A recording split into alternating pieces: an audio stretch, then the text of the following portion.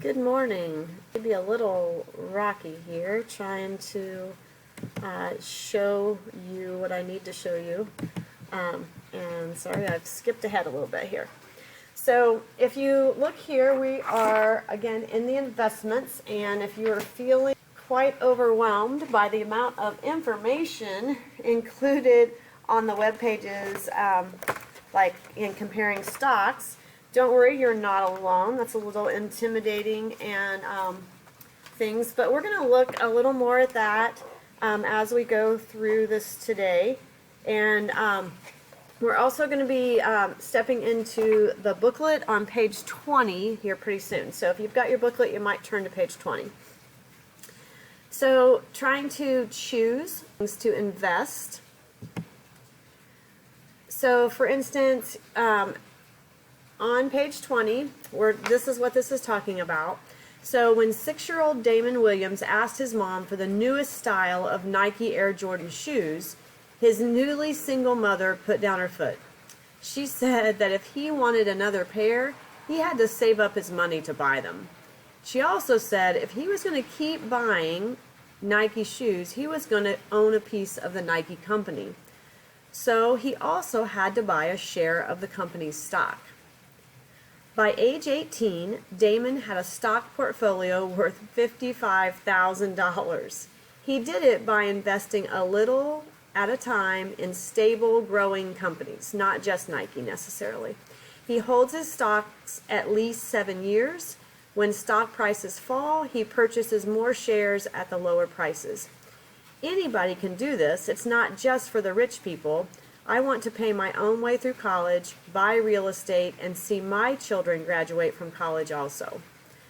So this is a pretty interesting time period, and to think of a 6-year-old and a pretty wise mom to be encouraging him to make that investment. And we don't all have that opportunity, right? But there are a lot of expensive shoes out there that you think, hey, maybe you could have instead bought some stock. So they're giving us a comparison here of if in January of 2003, buying a pair of Air Jordan shoes for $175, even if you kept those and they were in great condition in January 2013, yeah, they'd be worth $60 to $250. And yes, you have them during that time. If instead you bought 15 shares of stock, Nike stock was $11.53 then. So for a little under the $175, you could buy 15 shares. And in January 2013, that stock had gone up to $51.84. So it would have been worth $777. So like $605 almost. Plus they paid out quarterly dividends. So if they didn't give them the quarterly dividends, then they would have even had more shares and it would have been worth more money. So big difference there in trying to think of what am I making investments in. So thinking of, are there other ways to invest besides buying stocks? Is investing risky? And there is risk involved, right? And each of us have our own risk threshold and how much risk we're willing to take.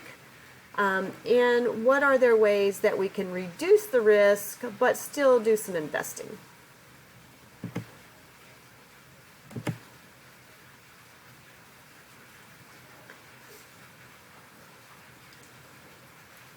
So if we look back, now they're going to take us backwards to Justin's story on page 16 and 17.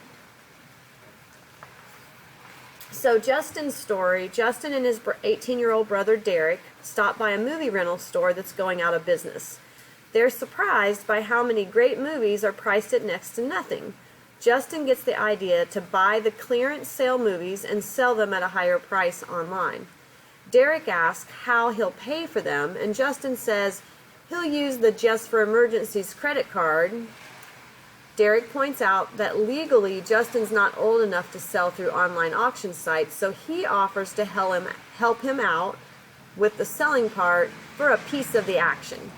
They quickly agree that Justin will give Derek 15% of the net profits.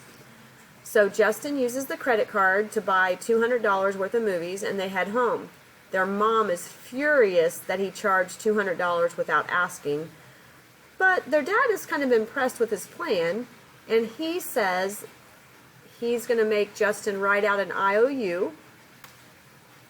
So kind of an informal agreement, like that there's a loan, but he's going to pay back the $200 to his dad in 6 months with 3% interest, since his dad's going to pay off this credit card, because the credit card would be more interest. And he also says he has to put it in writing that Derek has 15% ownership in the new company. So Justin's dad and brother have just invested in his new business. So the assets, if you continue in your book, you'll see assets versus liabilities. Probably going to also come up in our slides. But the assets are those movies. The liability, he owes his dad. And so the shareholder here is his brother, Derek. He is not guaranteed any return. What if he can't sell any of these movies? His dad is an investor, but his dad is he is a liability for the business. He has to pay his dad back one way or the other. So that would be considered a bond holder, where he's loaned him money. So there is a certain amount of potential that the return versus reward. So as your potential reward goes up, your potential risk of loss also goes up. So a CD has very low, typically fairly low percentage rates, but there's low to no risk. A business investment, different story on the risk.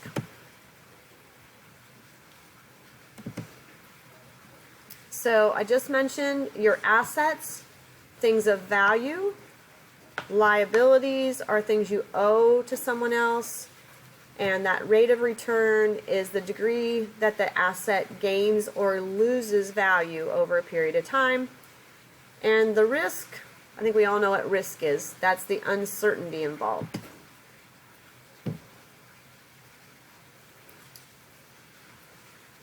So there are some things here that you could invest in: bonds, mutual funds, real estate, collectibles.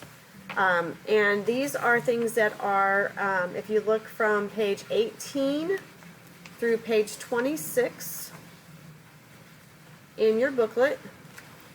And then that's what your assignment is going to be about today, is which ones of these things, like how would you invest in that, what kind of cost, what's the typical return on this kind of investment, and is it considered low, medium, or high?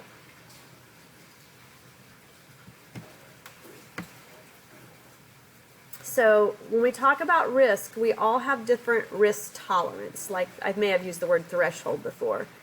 So some of it depends on, do you need money? Like, do you have the extra money kind of to spare? What are your financial goals? And are you going to be able to live with the decisions if it doesn't go so well, if it's unpleasant? So to reduce the risk, to tame the risk, make sure that you can have your necessary finances met, know what you're getting into, do your research, and then investing in different types of investments. That means that's what diversifications are. Diversify. So when you diversify, that's what they call not putting all your eggs in one basket. So you do a combination. Don't put all your money in Facebook. Don't do all in a certain type, like all in CDs. So that's typically like I own stocks, but the stocks I own are in mutual funds or different funds where they are a mix of companies. So, and they're not all high growth companies, they're not all technology companies, and it's definitely not all in one company. So I don't have all my eggs in one basket, so to speak. So dividing all those things up then helps to reduce the risk. And so in your book, page 29 and 30 there, which would be after all the information about the different types of businesses, on 29 and 30, you're going to see information about diversification. You'll also see on page 28 some things about your risk tolerance, like how would you feel about, like, oh my gosh, it went down in value, I can't sleep, to, you know, I'm in it for the long haul, or I'm not bothered at all, not worried. So if you look on page 30, then you see some of the things about different combinations and about mixing investments. And those broad market mutual funds, that's, you know, those are the things that are basically the type of investments that are in my personal retirement accounts, so that all my eggs, again, aren't in one basket.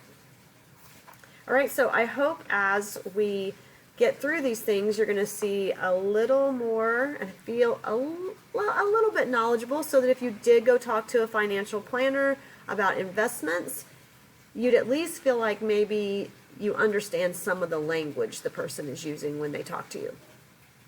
All right, thanks.